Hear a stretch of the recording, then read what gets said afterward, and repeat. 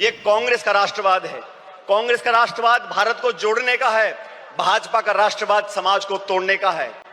कांग्रेस का राष्ट्रवाद भारत की अनेकता को एकता में मिलाने का है और भाजपा का राष्ट्रवाद अनेकता को खत्म करने का है। सत्ता को हथियाने के लिए और बरकरार रखने के लिए धर्म, जाति, क्षेत्रवाद, भाषा, पहनावा और खान पान में लोगों को बांटने के लिए जो राष्ट्रवाद की दुहाई देते हैं, उनको आईना दिखाने का अब समय आ चुका है। हिंदी में कई ऐसे शब्द हैं जिनके दो या दो से ज्यादा मतलब यानी अर्थ हो सकते हैं। जैसे आपने सुना होगा, कनक कनक से 100 गुनी मादकता अधिकाय।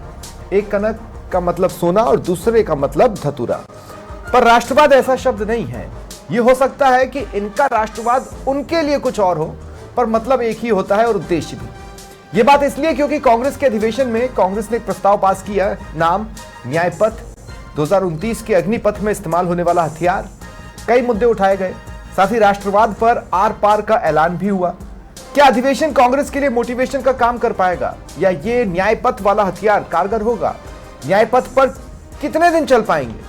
और प्रश्न ये कि क्या बीजेपी कांग्रेस के एक नैरेटिव से जो झुलसी, उसका दबाव आज भी दिखता है, कांग्रेस के एक और नैरेटिव के लिए कितना तैयार है? नमस्कार, आप देख रहे हैं प्रश्नकाल। आपके साथ मैं हूं स्वप्निल और मेरे साथ जो गेस्ट जुड़ रहे हैं आपको इंट्रोड्यूस करवा देता हूं। बीजेपी प्रवक्ता शैलेंद्र सिंह गुर्जर मेरे साथ हैं, करणवीर सिंह राजपुरा कांग्रेस प्रवक्ता हैं और राधेश्याम भारती जी राजनीतिक विश्लेषक। आप सभी का स्वागत है समाचार प्लस पर। करणवीर भाई, आपसे मैं शुरुआत कर रहा हूं। चलिए, मान लिया कि बीजेपी लोगों को बांटने का काम करती है। चलिए मान लिया कि बीजेपी का राष्ट्रवाद नकारात्मक है। आप मुझे यह बताइए, उससे बीजेपी को फायदा क्या होगा? मतलब आखिर इसी देश में रहना है, उनके बच्चे भी यहीं पलेंगे बढ़ेंगे, अपना भविष्य यहीं देखेंगे, वो देश को बिगाड़ के हासिल क्या कर लेंगे? मैं आपसे ये समझना चाहता हूं। तो अनिल जी, भारतीय जनता पार्टी इस तरह का सामाजिक टकराव कर अपनी भट्टियों का ताप बढ़ाना चाहती है। वो चाहती है कि उनकी राजनीतिक रोटियां सिकती रहे। जिस तरीके का आपने अभी वाकया देखा होगा, हमारे दलित भाई टीकाराम जूली जी का, उन्होंने किस तरह से अपमान कर उन्होंने एक खाई पैदा करने की कोशिश की। नहीं, लेकिन सर मैंने उस पर शाम में डिबेट बुलाई थी। मैं अभी भी कंफ्यूज हूं। आप मुझे थोड़ा सा तो समझाइए कि बीजेपी इससे हासिल क्या करेगी? बता तो रहा हूँ, ये चाहते हैं कि इनकी जो धर्म और जो समाज को बांटने की जो भट्टी है वो निरंतर जलती रहे, सामाजिक समुदायों के अंदर टकराव बना रहे, दलित, आदिवासी, महिला, अल्पसंख्यक, ये सभी आपस में एक दूसरे से टकराव। तो सर उससे होगा क्या, ये तो बताइए, उससे मिलेगा क्या? मतलब होगा क्या? थोड़ा पैसेंस तो रखिए, मुद्दे पे तो आने दीजिए। ये चाहते ही नहीं है कि देश का युवा इनसे रोजगार की बात करे, ये चाहते ही नहीं है देश का युवा इनसे शिक्षा की बात करे, चिकित्सा की बात करे। इन सब मूलभूत मुद्दों को उससे भटकाव के लिए इस तरह की राजनीति भारतीय जनता पार्टी करती आई है। मंदिर, मस्जिद, धर्म, दलित, अल्पसंख्यक, इन सभी को अपना हथियार बनाकर भारतीय जनता पार्टी राजनीति करती है। ये उन्हें मतलब नहीं है कि युवा को रोजगार मिला या नहीं मिला, उसके साथ सामाजिक न्याय हुआ या नहीं हुआ, उसके साथ जो लोकतांत्रिक मूल्यों पर आधारित राजनीति है वो हुई या वो नहीं हुई, उनको संविधान के जिस तरह के अधिकार प्राप्त है उनका पालन हुआ कि नहीं हुआ, उन्हें इन सब चीजों से कोई मतलब नहीं है। उन्हें मतलब है देश को बांटने की राजनीति से। वो चाहते हैं कि इस देश के अंदर इस तरह की भाई पैदा करती जाए। थोड़ा सा मेरे सवाल को समझिए प्लीज, मैं आपसे रिक्वेस्ट कर रहा हूं। मैं मान लेता हूं कि उनका मकसद देश को गर्त में ले जाना है, उसी देश को जिसमें उनके बच्चे भी रह रहे हैं, उनके बच्चों का भी भविष्य उसी देश में है।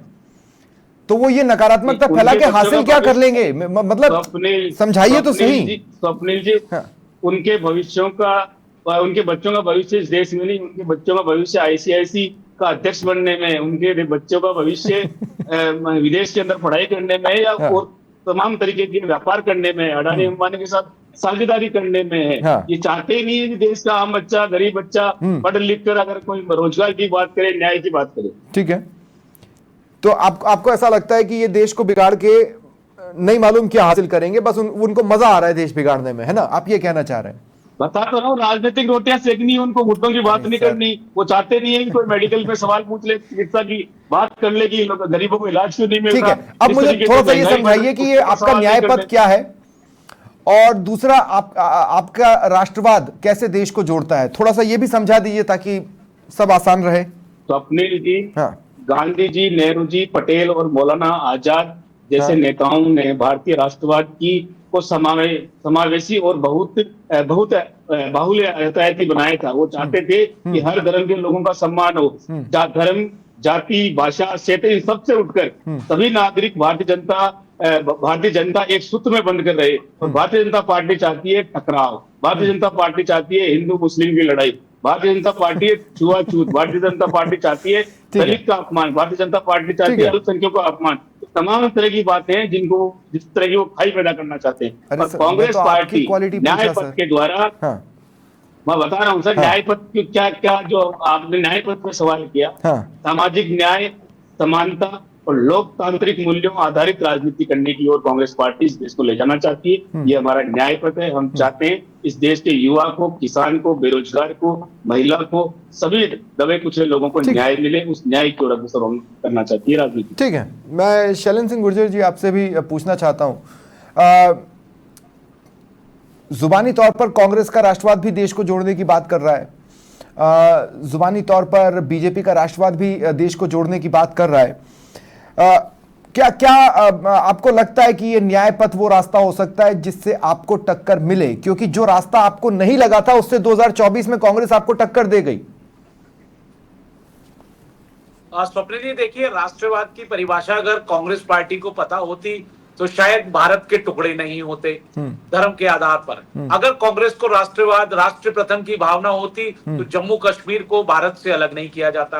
अगर कांग्रेस पार्टी में राष्ट्रवाद की भाषा को समझते या राष्ट्रीय नीति पर चलते तो जो उत्तर पूर्वी भारत है उसका विकास नहीं हो पाता। अगर राष्ट्रवाद की ये बात करते हैं और किस तरह से आपने देखा संवैधानिक मूल्यों और लोकतांत्रिक मूल्यों की धज्जियां नहीं उड़ाते, अगर ये लोकतंत्र और संविधान में विश्वास करते। ये बताइए, अगर ये कह रहे हैं कि साहब हम लोकतंत्र में विश्वास करते हैं तो कांग्रेस पार्टी सिर्फ एक गांधी परिवार, नेहरू गांधी परिवार की एक पार्टी बन के रह गई, प्राइवेट इंडिया लिमिटेड। आप बताइए, लोकतंत्र है इनकी पार्टी का?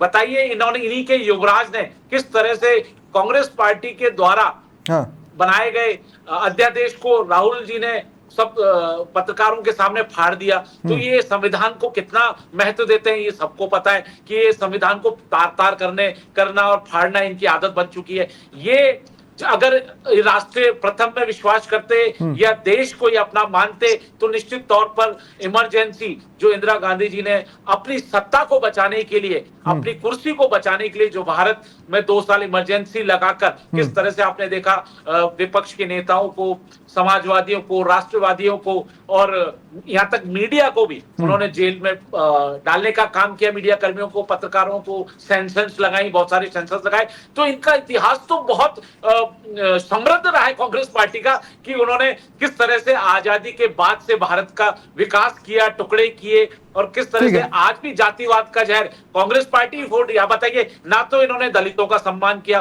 बाबा साहब अम्बेडकर को ना तो कांग्रेस पार्टी ने कभी सम्मानित कर किस तरह का सम्मान किया। 2 मिनट दलितों की बात आपके मुंह से अच्छी नहीं लगती। समाज को इन्होंने शैलेंद्र भाई 2 मिनट रुकिए। शैलेंद्र भाई मैं आपको रोक रहा हूँ, शैलेंद्र भाई मैं आपको रोक रहा हूँ, मैं आपको इस सवाल के लिए रोक रहा हूँ क्योंकि मैं भी समझना चाह रहा हूं, इतना कुछ अच्छा होने के बावजूद भी कि अगर कांग्रेस 2024 में एक नैरेटिव बनाने में सफल रही तो उसके जिम्मेदार काफी हद तक आप ही लोग थे, और इस बार भी अगर वो कोई नैरेटिव बना ले गई तो उसके जिम्मेदार आप ही लोग रहने वाले हैं। देखिए, नैरेटिव बनाने की निश्चित तौर पर कोशिश की, वो झूठ और भ्रम की राजनीति जो इन्होंने की कि भारतीय जनता पार्टी अगर 300 या 400 के ऊपर जाएगी तो संविधान को बदल देंगे। अरे भाई, जब प्रधानमंत्री नरेंद्र मोदी जी कह चुके कि बाबा साहब अंबेडकर भी आ जाए। अरे लेकिन सर आप खुद झुलसे थे ना उससे, आप झुलसे तो थे ना, वो नैरेटिव बन तो गया था ना, वो नैरेटिव बन तो गया था। 99 कितनी सीटें आई आप बताइए ना। आज राहुल गांधी जी के नेतृत्व में 2013 से कांग्रेस पार्टी चल रही है और 100 से ज्यादा चुनाव हो गए। इनको 80% चुनाव में हार का सामना करना पड़ा है राहुल गांधी जी के नेतृत्व को। भारत की जनता ने इनके मुद्दों को, चाहे बेरोजगारी का मुद्दा हो, बेरोजगारी के मुद्दे पे जनता ने इनको नकार दिया, महंगाई पे मुद्दे पे इनको नकार दिया। जब आयुष्मान भारत जो हमारी हेल्थ स्कीम है कितनी शानदार तरीके से काम कर रही है, जिसमें आपने देखा 70 साल से ऊपर बुजुर्गों को अब हमने फ्री इलाज देना शुरू कर दिया है। और आपको मैं शिक्षा नीति 30 साल तक तो कांग्रेस पार्टी शिक्षा नीति लेकर आए, ठीक है, मैं आपको भी रोक रहा हूं। अब मैं राधेश्याम भारती जी को भी इस डिबेट में शामिल कर लूं। नहीं ठीक है, स्वप्निल जी 6 साल के आंकड़े दे रहा हूं। ठीक है शरण भाई, मैं रोक रहा हूं, मैं अब आपको रोक रहा हूं। करुणदीप भाई मैं आऊंगा आपके पास, लेकिन अब राधेश्याम भारती जी को भी मैं इस डिबेट में शामिल करना चाहता हूं। बड़ा इंटरेस्टिंग सिनेरियो है, 2 मिनट शरण भाई, बड़ा इंटरेस्टिंग सिनेरियो है राधेश्याम जी कि राष्ट्रवाद की भी 2 डेफिनेशंस हो सकती हैं, ये इसको समझना थोड़ा सा मुश्किल है। और दूसरा, इस बात का जवाब कांग्रेस को देना चाहिए ना कि फिर बीजेपी हासिल कर क्या लेगी। मतलब आप जो बातें कर रहे हो वो सियासी बातें हैं। दूसरा यह है कि आप एक न्याय पथ बनाना चाहते हो, उस न्याय पथ के लिए जितनी चीजें हैं वो तो समझ ही नहीं आ रही ना। मतलब आप अपने प्रस्तावों पर टिकते कहां हो? रायपुर अधिवेशन के प्रस्ताव आज तक कांग्रेस में लागू नहीं हुए, उदयपुर अधिवेशन के प्रस्ताव आज तक लागू नहीं हुए। आप न्याय पथ लेके ही कितना आगे तक दौड़ लोगे भाई?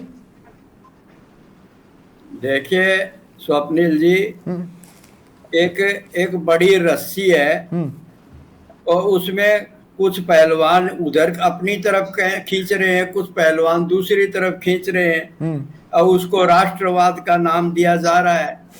ये जो भारतीय राजनीति है, ये आप देखिए लगातार रस्सा कस्सी बन गई है और कुछ भी नहीं है। कांग्रेस आज जिस राष्ट्रवाद की बात कर रही है, कांग्रेस ने कभी भी मुस्लिम तुष्टीकरण को छोड़ा नहीं। आप देखिए किस तरह का राष्ट्रवाद है। आज तक तो जो है कांग्रेस जो है मुस्लिम तुष्टीकरण के उस पर चलती रही है।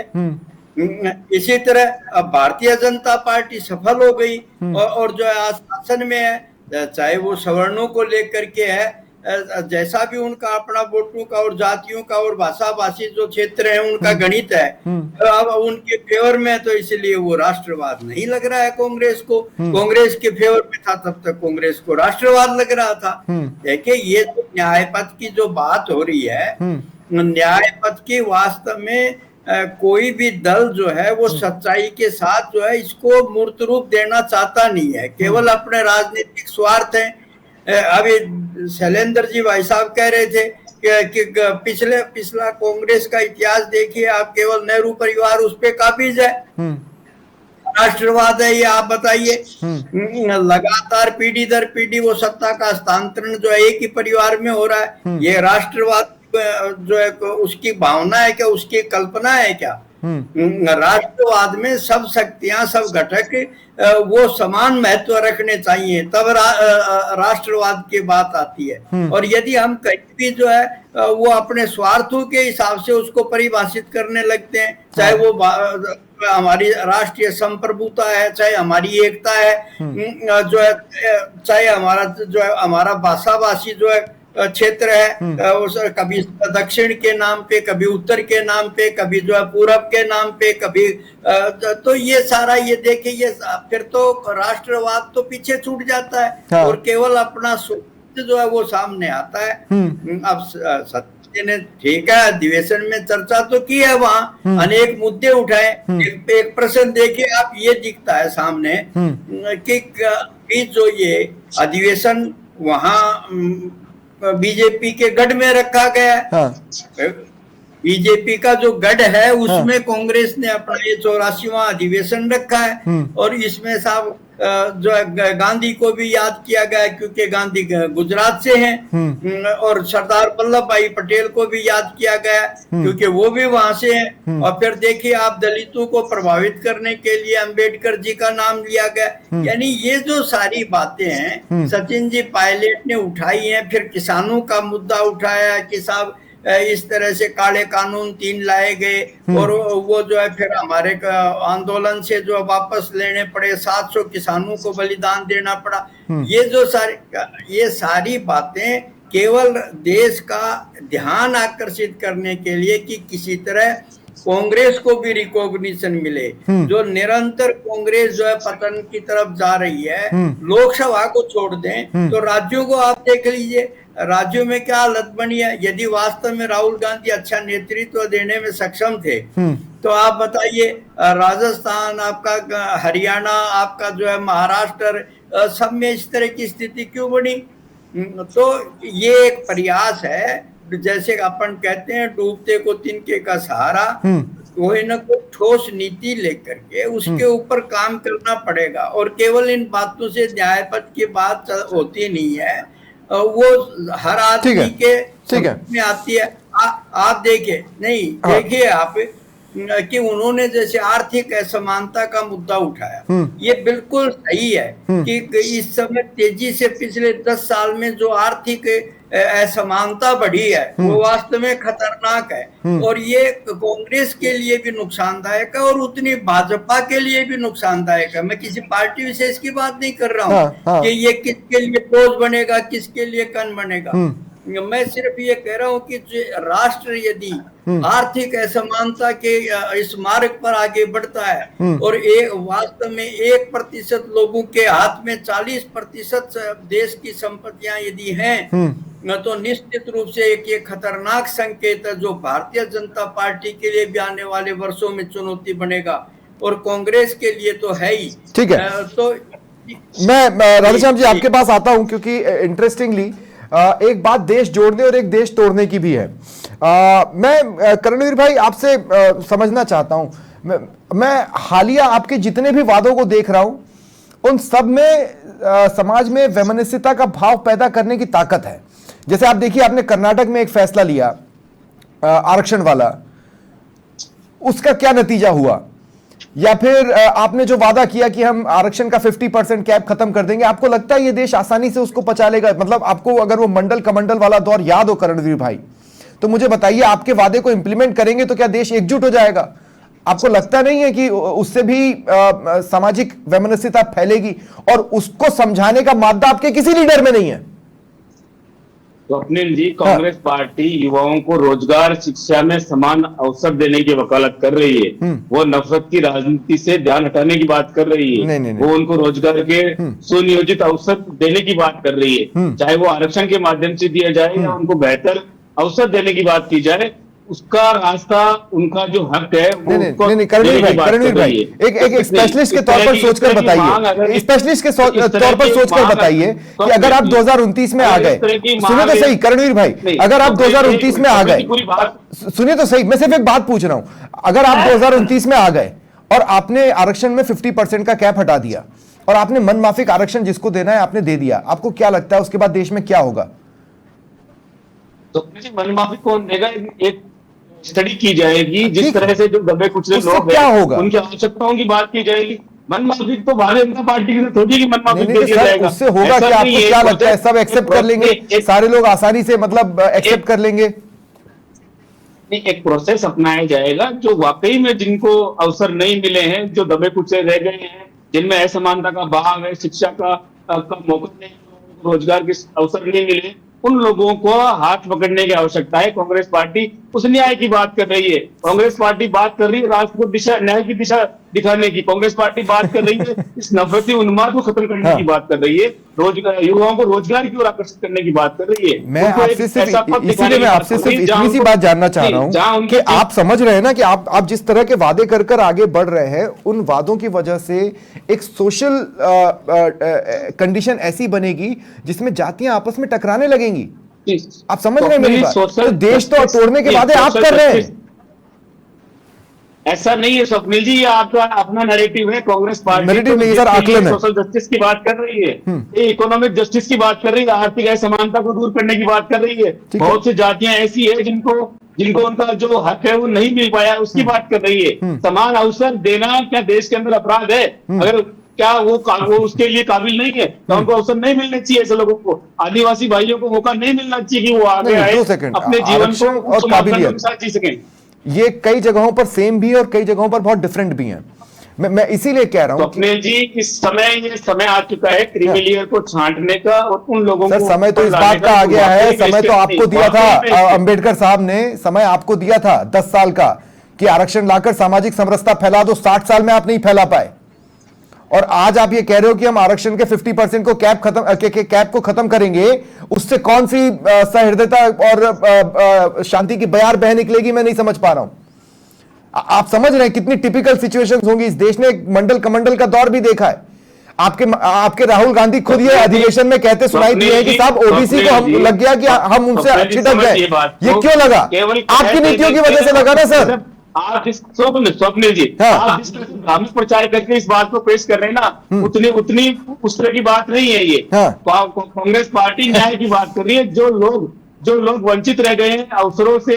सर मैं ये कह रहा हूं, राहुल गांधी ने ये कहा कि हमने एक टाइम पर SC ST पर इतना फोकस कर दिया, ब्राह्मणों पर इतना फोकस कर दिया कि ओबीसी हमसे छिटक गए। तो आपको साथ लेकर चलना कहां आता है? खुद राहुल गांधी कह रहे हैं ना कि ओबीसी हमसे छिटके, एक एक करके छिटक गए। क्यों छिटक गए? इसीलिए छिटके ना सर। तो आप उनको साथ लेके कैसे चलोगे? जातियों को तो आपने तोड़ दिया। राहुल गांधी जी अपने कार्यकर्ताओं को एड्रेस कर रहे हैं, अपने कार्यकर्ताओं को मैसेज देना चाह रहे हैं कि कहीं ना कहीं क्या कमियां रही कि एक समाज विशेष का वर्ग हमसे छिट गया और जो भारतीय जनता पार्टी की जो विघटनकारी नीतियां हैं उनका शिकार वो बन गए। जिस तरह की जो नीति भारतीय जनता पार्टी समाज के अंदर स्प्रेड करना चाहती है, उनका कहीं ना कहीं वो उसका डिसएडवांटेज कांग्रेस पार्टी। ठीक है, मैं शैलेंद्र भाई जी आपको भी ला रहा हूँ। शैलेंद्र भाई जी अब आप देखिए, आपके जो हालिया डिसीजंस हैं, मैं ये नहीं कह रहा कि देश तोड़ने वाले होंगे, लेकिन कास्ट को आपस में तोड़ने वाले हैं, रिलीजन्स को आपस में तोड़ने वाले हैं, इंटीरियर ही मतलब वो नहीं कहते थे कि बांटो और राज करो। कहीं ऐसा तो नहीं कि बीजेपी उस दिशा में बढ़ रही है और कांग्रेस को ये डर सता रहा हो, और शायद कांग्रेस के साथ देश के एक बड़े वर्ग को। स्वप्निल जी मुझे बताइए, जो केंद्र की नीतियां हैं, माननीय प्रधानमंत्री मोदी जी ने जो कल्याणकारी जन कल्याणकारी नीतियां लागू की हैं, योजनाएं लागू की हैं, क्या वो भेदभाव पूर्ण है? क्या आप बताइए, क्या हम उसमें जाति वर्ग देख रहे हैं? क्या हम उसमें धर्म देख रहे हैं? सबका साथ, सबका विकास, सबका विश्वास, सबका प्रयास, सारी नीतियां जो है वो सबको लाभ दे रही हैं विदाउट एनी डिस्क्रिमिनेशन। तो ये कैसे कह सकते हैं? और भारत को एकता और अखंडता के सूत्र में पिरोने का काम भारतीय जनता पार्टी ने किया है।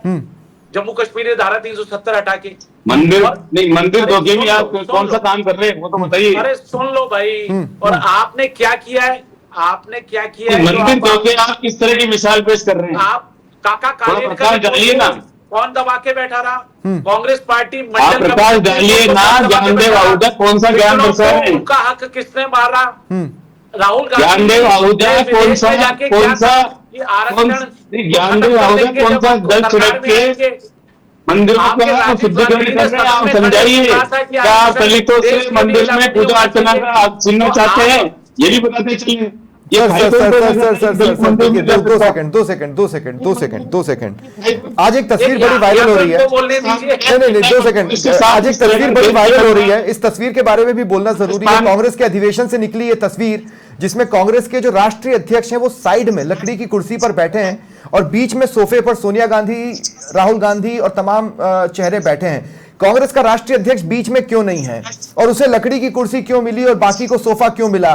क्या ये दलित खड़के साहब का अपमान नहीं? हम किस चीज पे जा रहे हैं करणवीर भाई? क्या बात करना चाह रहे हैं हम ये सब खोज रहे हैं क्या? देश के अंदर लीडर ऑफ अपोजिशन का मंदिर में प्रवेश होने पर उस मंदिर का गंगा जल से छिड़काव, उस पर मैं शाम में डिबेट कर चुका हूं। इसके अंदर मैं उस पर शाम में डिबेट कर चुका हूं। नहीं, इसमें क्या डिस्क्रिमिनेशन क्या आया इनका? कौन सा प्रधानमंत्री जी ने बताया? नहीं, पर कोई इशू नहीं है। मैं क्लोजिंग कमेंट के लिए राधेश्याम जी आपके पास आ रहा हूं। देखिए, कौन सी चीजें देश तोड़ेंगी और कौन सी चीजें देश जोड़ेंगी, उसका सबसे बेहतरीन एग्जांपल है राजनीतिक दलों द्वारा किए जा रहे वादे, और उसके बेसिस पर अगर हम एनालिसिस कर लें, जवाब दूध का दूध और पानी का पानी हो जाना है। राधेश्याम जी देखिए, स्वप्निल जी बिल्कुल सही है। अब भारतीय जनता पार्टी यदि जो जातियां कांग्रेस ने जिनको नकार दिया था और जिनके ऊपर राजनीति करती रही, कभी दलित का नाम लेकर, कभी अनुसूचित जाति, कभी जनजाति, कभी मुस्लिम, कभी पिछड़े, जो है उनका नाम लेकर के राजनीति करती रही और अपना उल्लू साधती रही। अब भारतीय जनता पार्टी जो जातियां वास्तव में देश में अहम भूमिका निभा रही थी आजादी से पहले, और जिन्होंने अपना सारा हक इन जातियों के लिए त्याग किया, न्यौछावर किया, उन जातियों को पीछे छोड़ा जा रहा था, नकारा जा रहा था। यदि भारतीय जनता पार्टी उनको वापस मूल धारा में देश के ला रही है तो फिर परेशानी कहाँ आ गई है? क्यों कांग्रेस किस जाति को मूल धारा में लेगी? आप प्रकाश किस जाति को लेगी? महाराणा सांगा जैसे लोगों पर जो इतिहास पुरुष हैं, जो स्तंभ हैं इस देश और दुनिया के, आपके सहयोगी दल उन पे कैसी कैसी भाजपा ने क्या कर दिया उसमें? इतनी निलंबित किया क्या? निलंबित किया क्या? आप कहाँ भेजोगे? श्याम जी आप बता दीजिए, महाराणा सांगानेरी मामले में भाजपा ने क्या किया? देश के इन सवर्णों को आप किया भाजपा ने? ब्राह्मण बनिए, निलंबित किया क्या? ठीक है। तो फिर आप करोगे क्या? आपके पास क्या है? आप बताइए, 70 साल में आपने इनको छोड़ दो, इनके योगदान को, तो आपने क्या किया देश में? कोई एक वैज्ञानिक दिया आपने? कोई आप बताइए तो सही कि हमने जो है ये देश का इस तरह से इंफ्रास्ट्रक्चर तैयार किया इन जातियों को लेकर के, सिवा आप राजनीति करते रहे, ये ऐसे है वो ऐसे है। आप आज तक देखिए, ये सही है, न्याय की बात आप कर नहीं सके, आपने केवल अपनी राजनीति की है, और अब उसमें आपका सिक्का जो है वो खोटा नजर आ रहा है देश को। तो इसमें बताइए अब चिंता क्यों कर रहे हैं आप? अब सब जातियां देख रही हैं कि कांग्रेस का सिक्का मजबूत है, निश्चिंत रहिए, न्याय पक्ष की ओर देश अग्रसर होने वाला है। कांग्रेस के सिक्के की चिंता ना करें। ठीक है, कांग्रेस का सिक्का खरा सिक्का है, खोटा नहीं, खरा सिक्का ही है। तो आपका कोई हित होने वाला नहीं देश है। की दबी कुचली आवाज को ठीक है। दुआओं के न्याय की बात कर। ठीक है, बहुत बहुत शुक्रिया आप सभी का मेरे साथ जुड़ने के लिए और इस चर्चा में शामिल होने के लिए। देखना होगा न्याय पथ पर कांग्रेस कब तक चल पाती है। ऐसे बहुत से पथ कांग्रेस ने चुने, लेकिन लंबे समय तक हालिया राजनीति में उस पथ पर वो चली नहीं है। लेकिन ठीक है, एक हथियार मिला है जिससे कांग्रेस मोटिवेटेड तो नजर आ रही है, लेकिन राष्ट्रवाद के मुद्दे पर जिस तरह से वो लड़ना चाहते हैं, किसी के प्लेइंग फील्ड पर जाकर आप खेल रहे हैं तो मैच बहुत डिफिकल्ट हो जाता है। जो जिस चीज़ का मास्टर है वो उसका मास्टर है। बहुत बहुत शुक्रिया फिलहाल जुड़ने के लिए। ये था आज का प्रश्नकाल।